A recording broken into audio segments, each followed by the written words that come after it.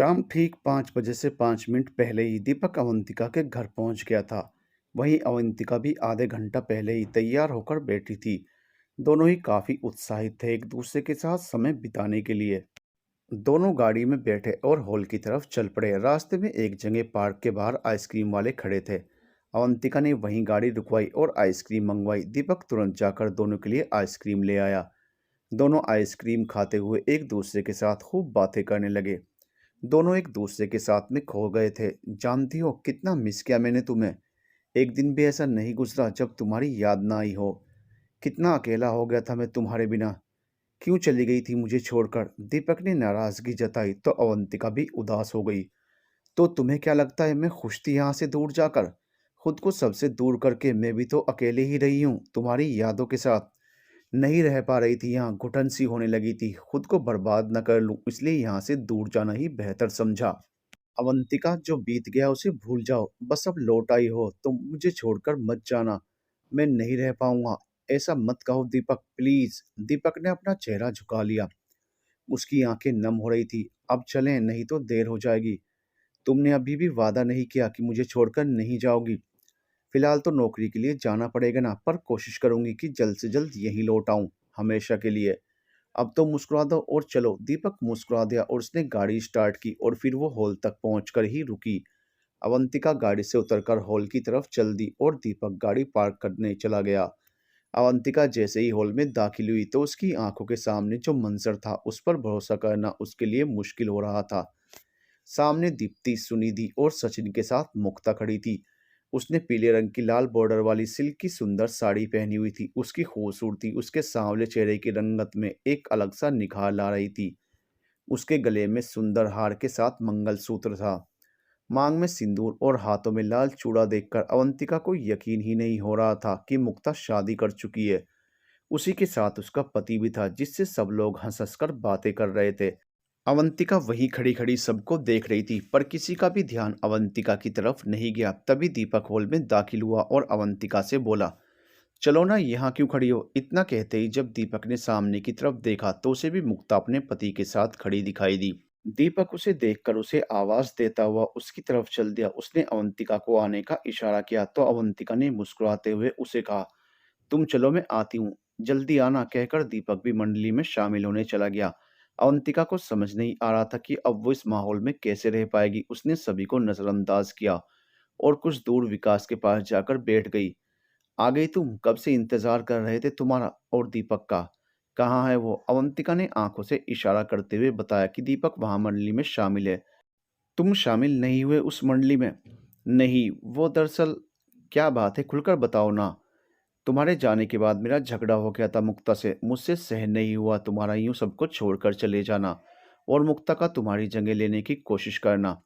फिर फिर इस बात पर दीपक ने मुझसे काफ़ी झगड़ा किया। तब मुझे मुक्ता पर और भी ज़्यादा गुस्सा आया। उसकी वजह से हम सब दोस्त आपस में लड़ रहे थे।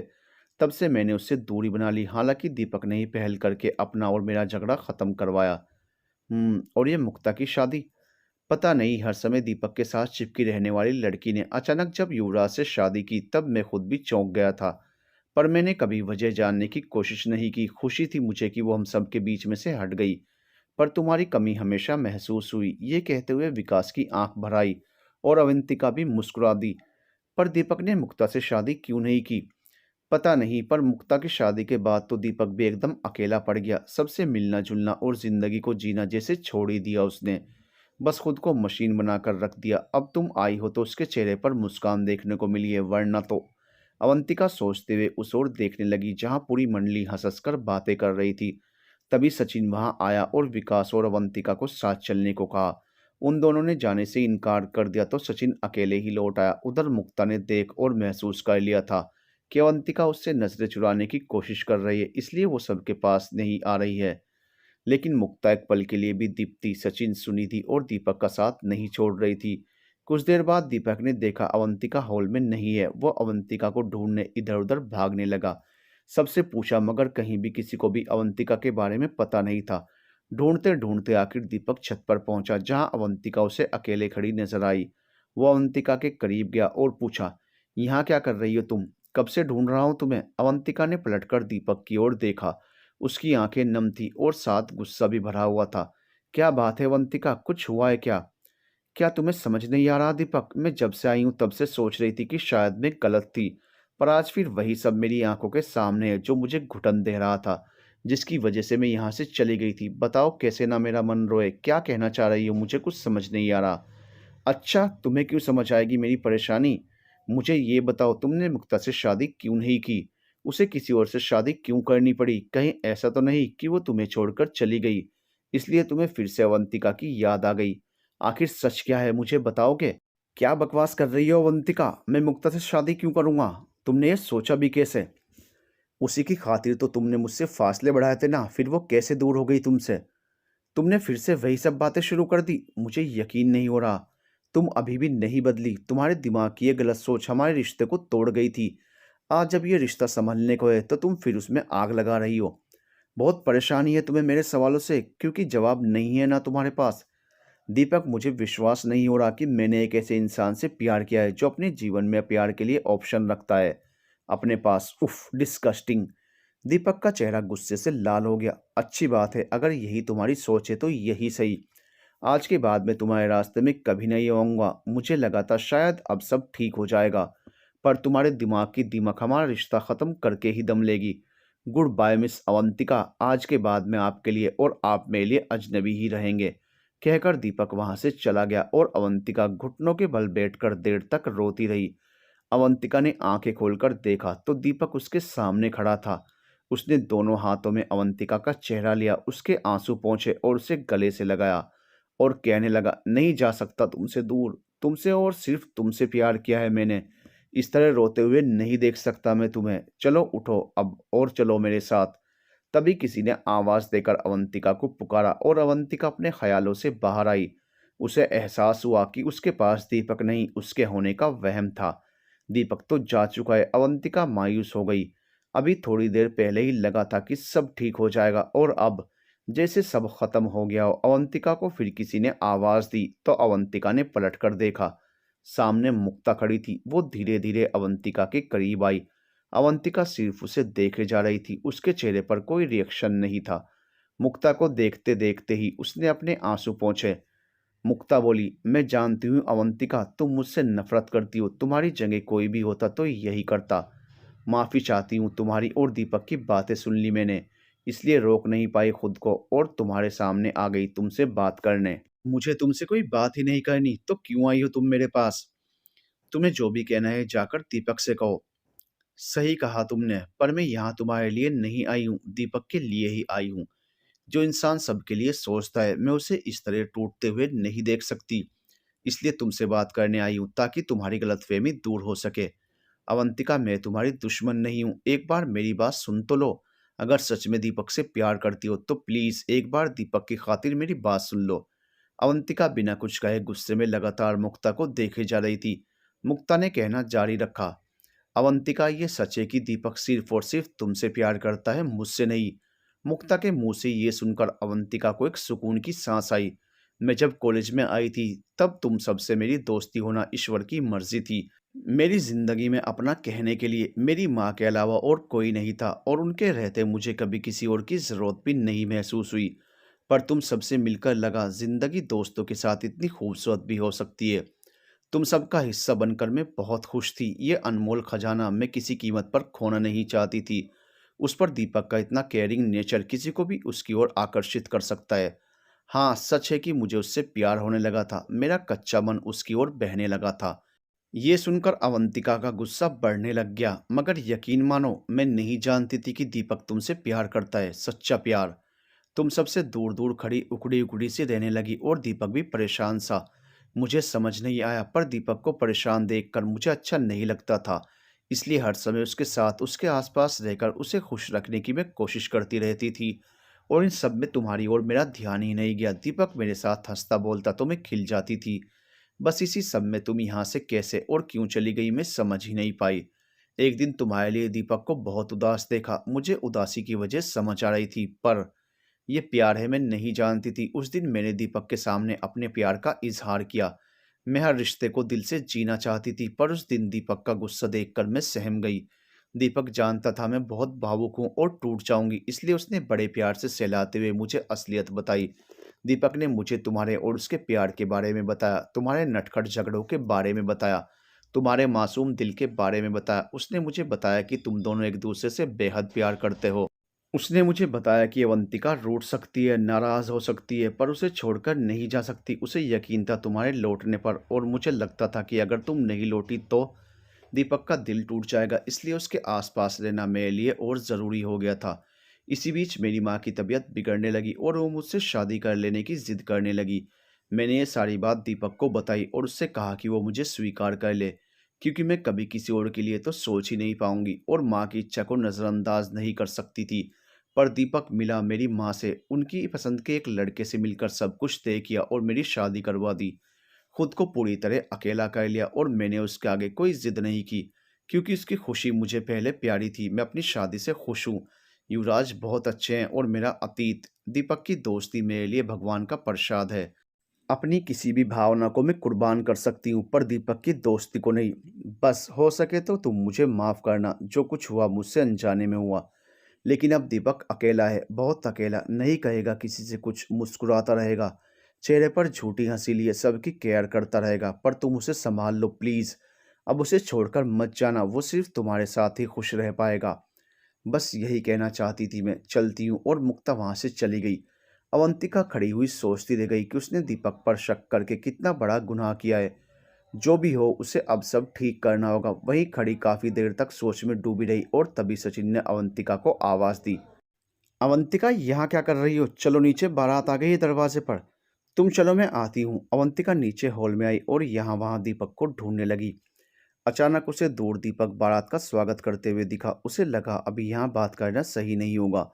वो मौके की तलाश करने लगी। बारात आई, सबने खूब मजे से विकास का स्वागत किया। स्टेज पर जयमाला बड़े फिल्मी अंदाज में हुई, जिसमें दीप्ति, सचिन, दीपक और मुक्ता ने बढ़ चढ़कर हिस्सा लिया। सभी ने खूब मजे किए, सभी बहुत खुश थे, पर अवंतिका दूर कुछ परेशान सी खड़ी थी। सुनिधि ने उसे इशारा किया और पास आने को कहा। अवंतिका ने मुस्कुराकर हाथ हिला दिया। उसने देखा स्टेज पर सब हैं, पर दीपक नहीं है। अवंतिका फिर दीपक को ढूंढने लगी। तभी उसने दीपक को कैटरिंग डिपार्टमेंट में बात करते हुए देखा। अवंतिका फौरन वहां गई और दीपक को आवाज दी। दीपक, दीपक सुनो तो। दीपक ने पल भर के लिए अवंतिका की ओर देखा, फिर गुस्से में चेहरा घुमा लिया। मैनेजर से बात खत्म की और वहां से निकल गया। अवंतिका समझ गई थी इस बार दीपक को मनाना आसान नहीं होगा, पर उसने भी सोच लिया था कि वो हार नहीं मानेगी। वो फिर से मौके की तलाश करने लगी। उधर दीपक ने दूल्हा दुल्हन के लिए डिनर टेबल का इंतजाम कर दिया था। सभी लोग टेबल पर डिनर कर रहे थे। दीपक हर एक चीज का बारीकी से ध्यान रख रहा था। वहीं दूसरी ओर उसने मंडप भी तैयार करवा दिया था। शादी में अवंतिका, दीप्ति, सचिन और दीपक के माता पिता भी शामिल थे। सभी लोग दीपक की तारीफ करते नहीं थक रहे थे और दीपक के माता पिता भी अपने बेटे पर गर्व महसूस कर रहे थे। जब फेरों का वक्त आया, तब दीपक के माता पिता ने ही सुनिधि का कन्यादान किया।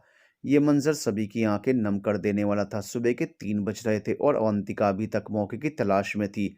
दीपक के माता पिता के अलावा सभी के माता पिता घर जा चुके थे। बस अब कुछ जरूरी मेहमान ही वहां मौजूद थे। भीड़ कम थी, इसलिए अवंतिका को मौका नहीं मिल पा रहा था। तभी कन्यादान के लिए कुछ सामान जो वहां नहीं मिल रहा था, लेने के लिए दीपक वहां से निकला और अवंतिका ने मौका जानकर उसके पीछे जाना सही समझा। कुछ ही दूर जब दीपक सामान लेकर लौट रहा था, तो अवंतिका ने उसे रास्ते में रोक लिया। दीपक, मैं जानती हूँ तुम मुझसे बहुत खफा हो, पर प्लीज़ एक बार, सिर्फ एक बार मेरी बात सुन लो। प्लीज़, मुझसे गलती हुई है, मैं मानती हूँ। मैंने तुम्हारा दिल भी दुखाया है, ये भी मानती हूँ। मुझे माफ़ कर दो। मैं इनसिक्योर हो गई थी, जिस वजह से मैंने ये सब किया। मैं अपनी गलती सुधारना चाहती हूँ। प्लीज़ प्लीज़, मुझे बस एक मौका दे दो। दीपक, इतने कठोर दिल मत बनो। दीपक का दिल कर रहा था कि वह खूब गुस्सा करे, खूब सुनाए अवंतिका को, पर अवंतिका की बातें सुनकर एक और उसकी आंखों में नमी आ गई। वहीं दूसरी ओर बेपनाह गुस्सा भी भर गया। अवंतिका ने जब दीपक की आंखों में नमी और गुस्सा एक साथ देखा, तो उसकी तकलीफ देखकर वो भी सह नहीं पाई। लेकिन दीपक उन नम आंखों से गुस्से भरी एक नजर अवंतिका पर डालकर वहां से चला गया और अवंतिका कुछ नहीं कर पाई। दीपक विदाई वाले सामान के कमरे में पहुंचा और कमरे को अंदर से बंद करके खूब रोया। उधर अवंतिका भी यहाँ वहां दीपक को ढूंढने लगी, पर कोई फायदा नहीं। इतने में विदाई का समय भी आ गया। दीपक विदाई की सारी तैयारी निपटाने में लगा था। उसकी आंखें देखकर साफ पता चल रहा था कि वो रोकर आया है। इधर जाते हुए जब सुनिधि सबके गले मिलकर रो रही थी तब वह अवंतिका के गले लगी और अवंतिका भी खूब जोर से रो दी। अवंतिका को रोते देख सभी हैरान भी थे, पर अवंतिका खुद को रोने से रोक ही नहीं पा रही थी। दीपक ये सब देख रहा था, उसे तकलीफ भी हो रही थी, पर अभी वो कुछ कर नहीं सकता था। विदाई होते ही दीपक के माता पिता ने घर जाने के लिए दीपक को बुलाया। दीपक समझ नहीं पा रहा था कि उसे अवंतिका को माफ कर देना चाहिए या नहीं।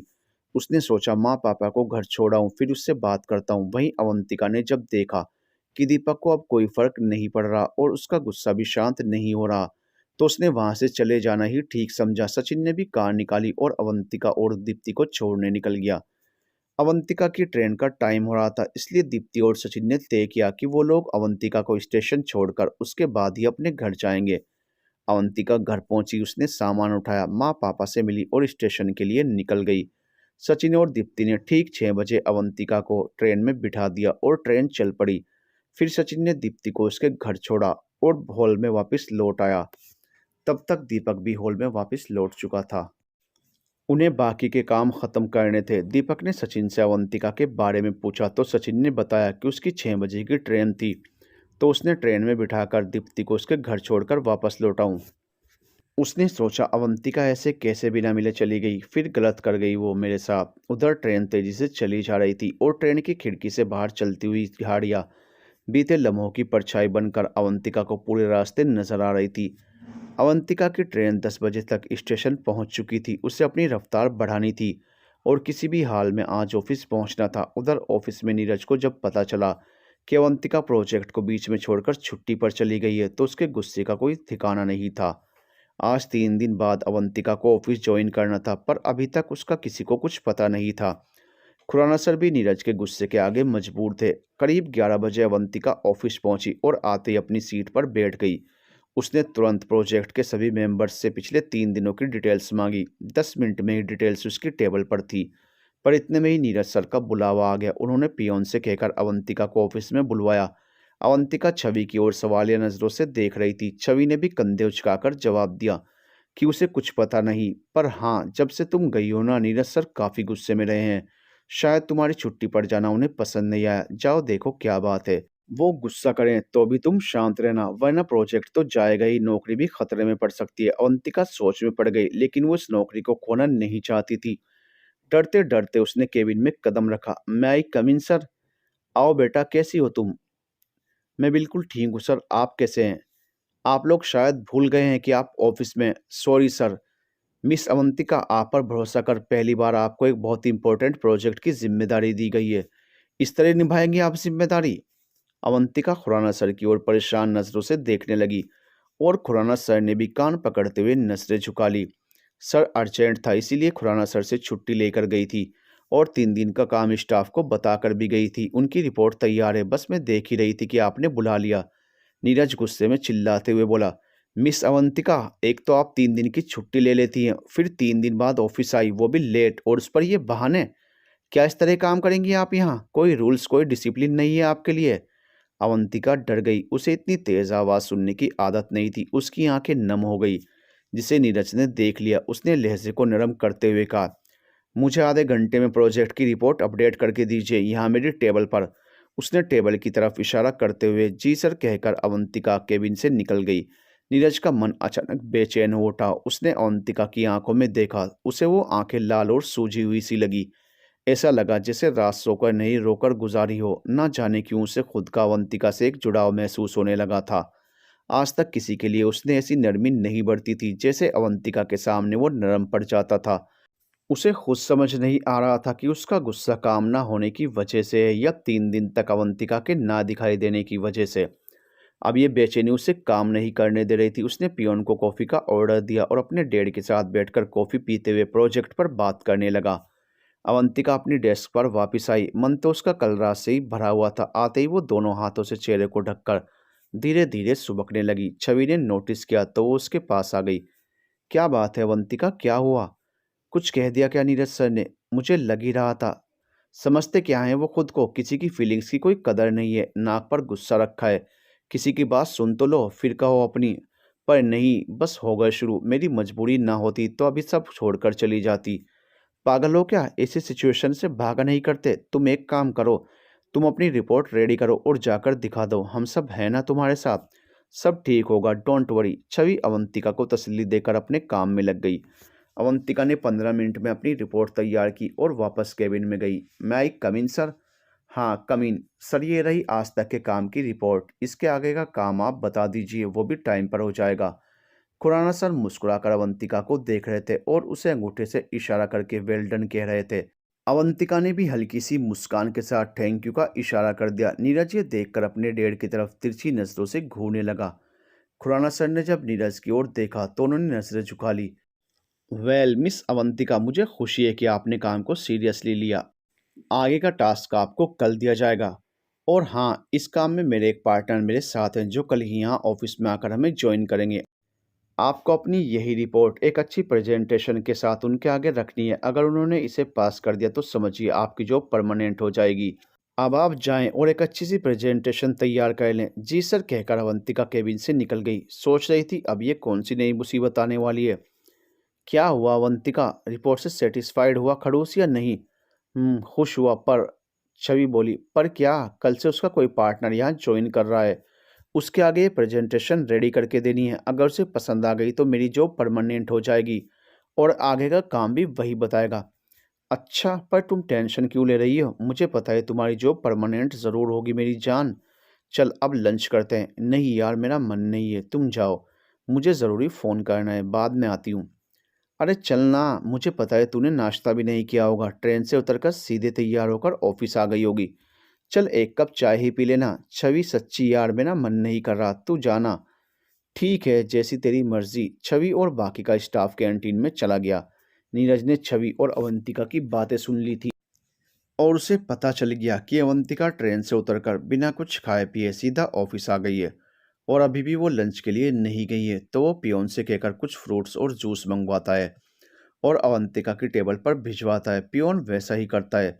अवंतिका हैरानी से देख रही थी कि उसने तो ये सब नहीं मंगवाया। फिर मिस अवंतिका, बिना खाए पिए काम करेंगी तो बीमार हो जाएंगी और फिर समय पर काम पूरा नहीं करेंगी। आप हर समय कंपनी का नुकसान ही क्यों सोचती हैं? अब कंपनी आपको लंच भी करवाए, ये सब अफोर्ड नहीं करेगी कंपनी। हो सके तो गलतियां सुधारिए अपनी। कहकर नीरज वहां से निकल गया और अवंतिका बस उसे देखती ही रह गई। कुछ कह नहीं पाई। उसके जाने के बाद खुद ही बड़बड़ाने लगी। क्या खड़ूस इंसान है, कोई इस तरह किसी को खाना ऑफर करता है क्या? अवंतिका ने चुपचाप फ्रूट्स खाए और जूस पिया। इस चक्कर में वो फ़ोन करना ही भूल गई। उधर फ़ोन पर घर से और कपिल की तरफ से भी कई मिस्ड कॉल और मैसेजेस आ चुके थे, पर अवंतिका ने फ़ोन चेक ही नहीं किया था। उसे बस रह रहकर कल रात की सारी बातें याद आ रही थी और बार बार आंखों से आंसू छलक रहे थे, जिसे नीरज नोटिस कर चुका था और बेचैन सा हो रहा था। नीरज खुद में ही सोचने लगा, आखिर उसे हो क्या रहा है? क्यों वो इस लड़की की तरफ यूं खिंचा सा जा रहा है? नीरज खुद से ही बड़बड़ाने लगा। ये क्या हो रहा है नीरज तुम्हें? ये लड़की गीतांजलि नहीं है, फिर क्यों फिक्र हो रही है उसकी? रोक लो खुद को अभी, कहीं तुम्हें फिर से ना पछताना पड़े। Concentrate on your project. खुद को समझाते हुए नीरज अपने काम में लग गया, पर उसकी बेचैनी खत्म नहीं हो रही थी। इधर ऑफिस खत्म होने के बाद अवंतिका घर पहुंची और सोफे पर बैग रखकर एक तरफ बैठ गई। आंखें बंद की और सिर को पीछे टिका लिया। थकान, नींद और रोने के कारण उसकी आंखें दुखने लगी थी। उसमें हिम्मत नहीं थी कि अपने लिए एक कप कॉफ़ी बना ले। यूं ही पड़े पड़े उसकी आंख लग गई। उधर कपिल के फ़ोन पर फ़ोन बज रहे थे, पर साइलेंट पर होने की वजह से उसे पता ही नहीं चला। और वहाँ कपिल परेशान हो गया कि आखिर अवंतिका फ़ोन क्यों नहीं उठा रही है। आंख खुली तो घड़ी सुबह के 5:30 बजा रही थी। वो उठकर खिड़की तक आई। खिड़की खोली तो चिड़ियों के चहचहाने की आवाज़ ने उसे मुस्कुराने की वजह दे दी। कुछ पल वहीं खड़ी होकर वो हल्की हल्की ठंडी हवा को चेहरे पर महसूस करने लगी। इस समय वो इस दुनिया में नहीं थी, अपनी ही दुनिया में खुद को महसूस कर एक सुकून हासिल कर रही थी। सूरज अपनी चहलकदमी पर निकलने के लिए बाहें पसारने लगा था, जिससे उगता हुआ उजियारा अवंतिका के चेहरे को चांदनी सा रोशन कर रहा था। कुछ 15 मिनट के बाद जब चारों ओर सूरज अपनी किरणें फैला चुका था, तब उस वक्त को और भी खूबसूरत बनाने के लिए वो किचन से अपने लिए चाय बनाकर साथ में एक दो बिस्कुट ले आई और बालकनी में बैठ गई। अचानक हड़बड़ाकर उठी और अपना फ़ोन ढूंढने लगी। उसे ख्याल आया कि उसने अब तक घर पर सुरक्षित पहुंचने की खबर नहीं दी और ना ही कपिल से बात की। उसने अपने पर्स में से अपना फ़ोन निकाला और धम से कुर्सी पर गिर पड़ी। चिंता, घबराहट और डर से उसकी हालत खराब हो गई जब फ़ोन पर करीब 10 मिस्ड कॉल घर से और 25 मिस्ड कॉल कपिल के थे, जिनमें से 2 तो अभी 10 मिनट पहले के ही थे। उसने सबसे पहले घर पर फ़ोन लगाया, ये सोचकर कि माँ-पापा को तो समझा लेगी, पर कपिल की डाँट कैसे सहेगी। फ़ोन पर माँ-पापा से बात कर उनसे सॉरी कहकर उसने फ़ोन रखा और कपिल को कॉल लगाया। कॉल तुरंत रिसीव हुआ। "कहाँ हो तुम? कैसी हो? सब ठीक है ना? कॉल क्यों नहीं उठा रही मेरा? जानती हो कैसे गुजरे हैं मेरे ये 2 दिन? बोलो अब, बोलती क्यों नहीं हो? परेशान करके रख दिया इस लड़की ने, कोई ज़िम्मेदारी नहीं है इसकी।" कपिल ने बिना हेलो कहे सब कह डाला। उसकी आवाज़ से ही परेशानी झलक रही थी। "सॉरी।" अवंतिका इसके अलावा कुछ कह ही नहीं पाई। "ठीक हो?" "जी।" "कॉल क्यों नहीं उठा रही थी?" "वक़्त नहीं मिला और फ़ोन साइलेंट पर था तो पता भी नहीं चला। ऑफ़िस से आते ही सो गई और बस अभी उठी और घर पर फिर आपको कॉल किया।" "पागल लड़की! जान लेकर रहोगी किसी दिन मेरी।" "कहा तो सॉरी।" कपिल इस समय कोई बात करने की हालत में नहीं था, पर उसने खबर देना ज़रूरी समझा। "सुनो, मैं आज दोपहर किसी काम से कुछ दिनों के लिए शहर से बाहर जा रहा हूँ। हो सकता है वक्त ना मिले बात करने का। तुम अपना ख्याल रखना। मौका मिलते ही फ़ोन करूँगा, नहीं तो लौट कर। लेकिन मुझे बहुत कुछ कहना था, बात करनी थी। कब लौटोगे ये तो बता दो।" 8-10 दिन लग सकते हैं, अवंतिका उदास होते हुए बोली। "अच्छा ठीक है, अपना ख्याल रखना।" वाह, खुद गायब हो जाओ तो कोई मतलब नहीं और मैं बताकर भी जाऊं तो भी इतनी मायूसी। अवंतिका खामोश रही, कुछ नहीं कहा। "अच्छा परेशान मत हो, कोशिश करूंगा कॉल करने की। चलो अब तुम कुछ खा लो, जानता हूँ कल से तुमने कुछ खाया नहीं है। चलो अब छोड़ो सब और जाओ ऑफिस में काम पर ध्यान दो। मिलता हूँ फिर।" ठीक है, अवंतिका अपने काम में लग गई। नाश्ता कर ठीक 9:30 पर वो ऑफिस पहुंच गई और आते ही अपनी प्रेजेंटेशन में लग गई। 10 बजे नीरज ऑफिस में आया और आते ही उसने अवंतिका को केबिन में बुलवाया। "मैं I come in sir?" "Yes come इन" कहने के साथ ही नीरज ने नजरें उठाकर अवंतिका की ओर देखा और कुछ पल देखता ही रह गया। पीले रंग के पटियाला सलवार सूट में, चेहरे पर हल्के गुलाबी मेकअप, छोटी सी गुलाबी बिंदी और खुले बालों में आज अवंतिका कमाल लग रही थी। नीरज उसे देखता ही रह गया। कुछ देर नीरज बिना कुछ बोले और बिना पलके झपकाए जब अवंतिका को यूं ही निहारता रहा तो अवंतिका को थोड़ा अजीब लगा। सर, वो प्रेजेंटेशन।" नीरज में कोई हलचल नहीं हुई। अवंतिका ने फिर पुकारा, "नीरज सर।" इसी के साथ नीरज ने अपनी कुर्सी घुमाकर अवंतिका की ओर अपनी पीठ कर अपनी आंखें बंद कर ली। "Miss Avantika, if you don't mind, क्या आप 10 मिनट के बाद आ सकती हैं?" अवंतिका जी सर कहती हुई केबिन से बाहर जाने लगी। उसने दरवाज़ा खोला और पलटकर देखा तो महसूस किया कि नीरज अपने आंसू पोंछ रहा था। अवंतिका थोड़ा हैरान और परेशान होकर चुपचाप केबिन से बाहर निकल गई। मगर ये बात उसके जहन में बैठ गई कि आखिर नीरज सर उसके साथ ऐसा अजीब बर्ताव क्यों करते हैं। कभी गुस्सा, कभी परवाह और कभी आंसू। इसी उलझन में 15 मिनट बीत गए और उसे ख्याल आया कि उसे 10 मिनट बाद ही केबिन में वापस जाना था। "May I come in sir?" "Yes please." "Sir, are you all right?" Neeraj Avantika की ओर देखते हुए बोला। "मिस अवंतिका, आपसे 10 मिनट बाद आने के लिए कहा था और आप 15 मिनट बाद आ रही हैं।"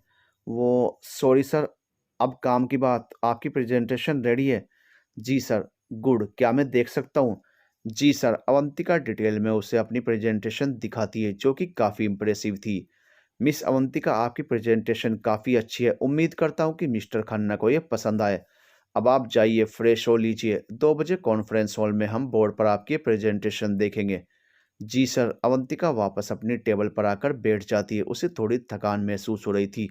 उसने अपने लिए एक चाय ऑर्डर करने की सोची। देखा कि लंच का वक्त हो गया तो छवि के साथ कैंटीन में जाकर बैठ गई।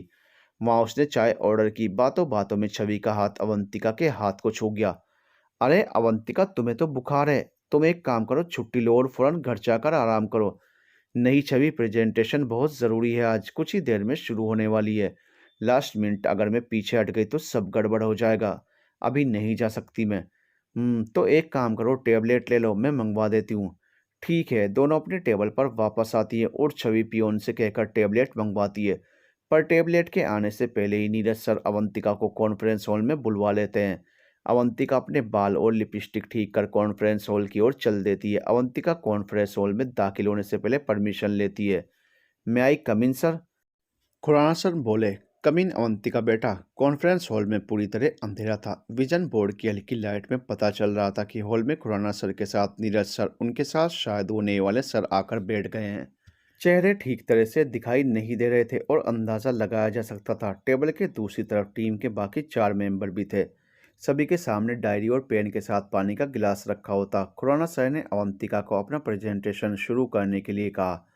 आज का प्रेजेंटेशन अवंतिका के लिए एक एग्ज़ाम की तरह ही था, जिसे पास करना उसके लिए बेहद ज़रूरी था। अवंतिका ने अपनी इंट्रोडक्शन के साथ प्रेजेंटेशन की शुरुआत की। अवंतिका को प्रेजेंटेशन देते हुए नीरज लगातार बिना पलके झपकाए देखे जा रहा था।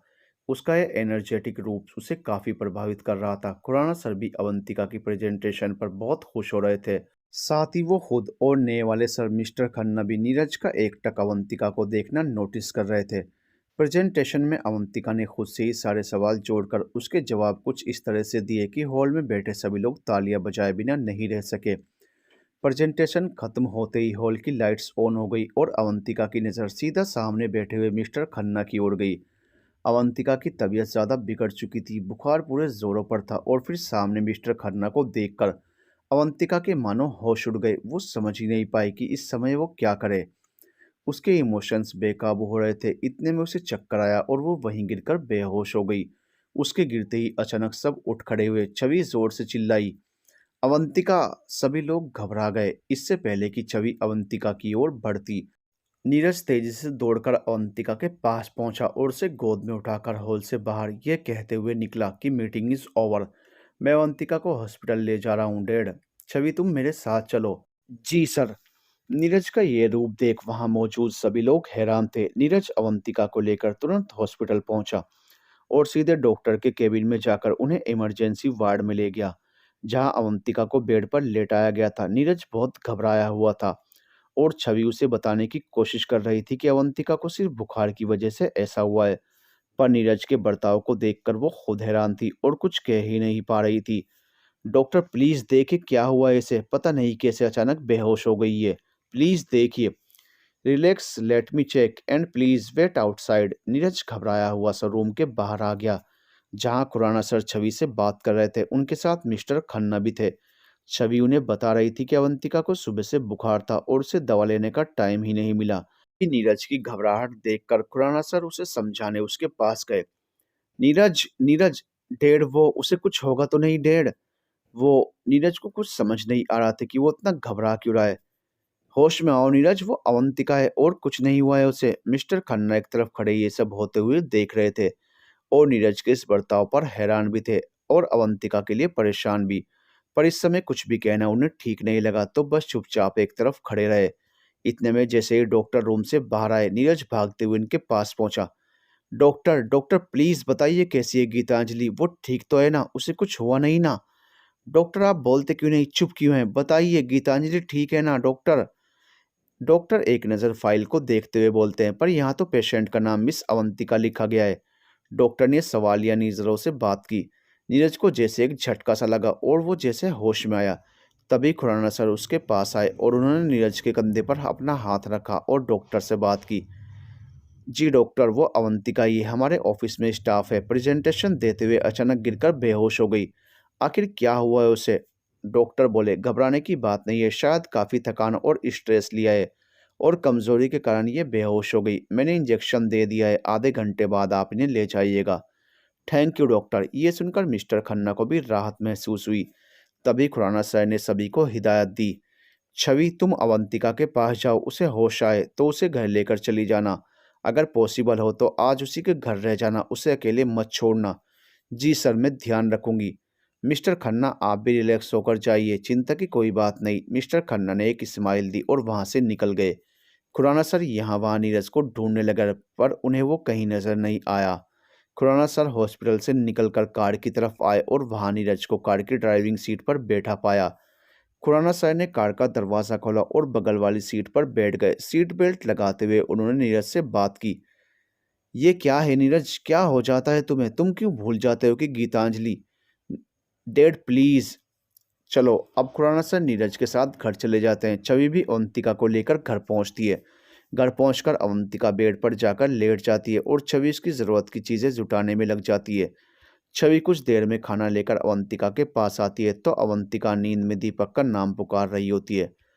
अवंतिका उठो, अवंतिका। छवि तुम घर नहीं गई? अवंतिका उठने की कोशिश करते हुए बैठ जाती है।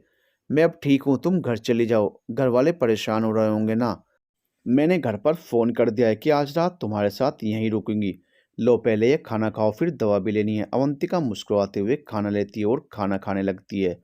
छवि भी उसके साथ ही खाना खाने लगती है। दोनों बातें करने लगती हैं। अरे अवंतिका, ये तो बताओ कि तुम अभी नींद में दीपक कहकर किसे याद कर रही थी? अवंतिका के हाथ में निवाला वहीं ठहर जाता है और वो छवि को देखने लगती है। बोल ना, क्या बात है अवंतिका? वो जो आज कॉन्फ्रेंस हॉल में नए सर आए थे, वो दीपक है, कहते हुए अवंतिका नजरें झुका लेती है। दीपक? कौन दीपक? अवंतिका छवि को सारी कहानी सुनाती है और उसे दीपक के बारे में सब बताती है। आने से पहले शादी में हुए दोनों के झगड़े के बारे में भी बताती है। ओ अच्छा, अब समझी। तुम कॉन्फ्रेंस हॉल में लाइट ऑन होते ही बेहोश कैसे हो गई? पर उन्होंने हॉस्पिटल में भी बताया ही नहीं कि वो तुम्हें जानते हैं। काफ़ी ज़्यादा नाराज़ हैं तुमसे। सुनो, शायद ईश्वर ने तुम्हें मौका दिया है ताकि तुम अपने बिखरते हुए रिश्ते को संभाल लो। अवंतिका, प्रोजेक्ट के साथ साथ तुम्हें दीपक को भी मनाना होगा। इस मौके को हाथ से मत जाने देना।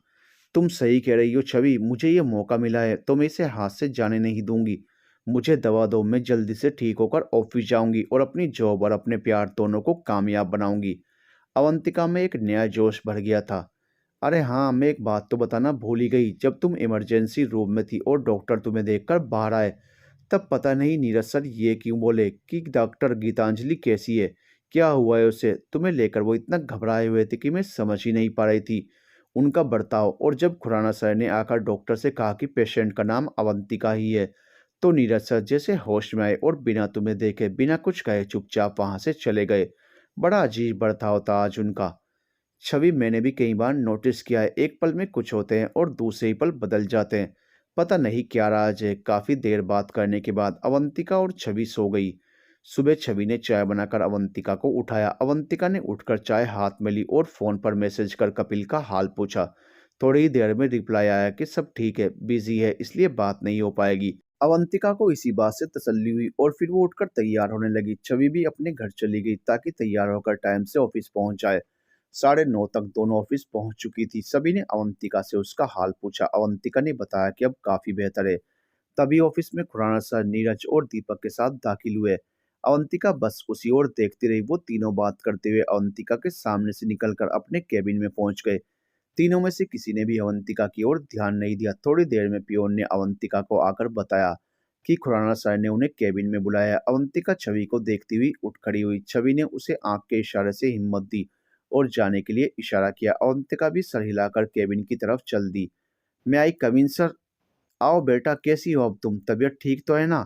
अवंतिका ने चारों ओर नजर घुमाई। खुराना सर के सामने ही नीरज सर और दीपक को बैठा हुआ देखा, जो किसी फाइल पर डिस्कशन कर रहे थे। उन दोनों ने एक नज़र अवंतिका की ओर देखा और वापस अपनी फाइल में देखने लगे। अवंतिका को बड़ा अजीब लगा कि कल तो नीरज सर कितनी फिक्र कर रहे थे उसकी और आज पूछा भी नहीं। और दीपक, वो तो जैसे सच में अजनबी सा ही बर्ताव कर रहा है। उसने शायद किसी को बताया ही नहीं अब तक कि वो और अवंतिका एक दूसरे को अच्छे से जानते हैं।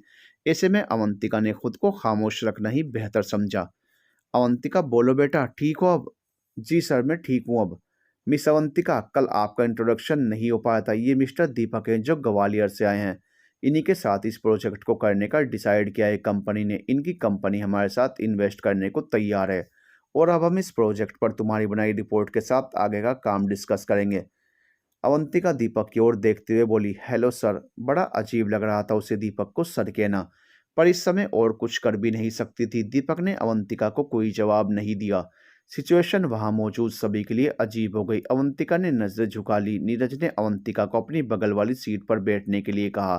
अवंतिका बैठ गई और नीरज आगे का काम पॉइंट टू पॉइंट अवंतिका को बताने लगा, जिसे अवंतिका पूरे ध्यान से अपने पास नोट करने लगी। दीपक नीरज और अवंतिका को देख रहा था, इस कदर काम में खोए हुए कि उन्हें आसपास की कोई सुध नहीं थी। वो भूल ही गए कि वहीं पर दीपक भी है, जो इस प्रोजेक्ट में शामिल है। ये सब देखकर दीपक को थोड़ी जेलेसी हो रही थी, इसलिए वो अजीब सी नज़रों से अवंतिका को एकटक देख रहा था और अपनी कोहनी को कुर्सी की बाजू पर टिकाए अपने हाथों की उंगलियों में पेन को घुमा रहा था।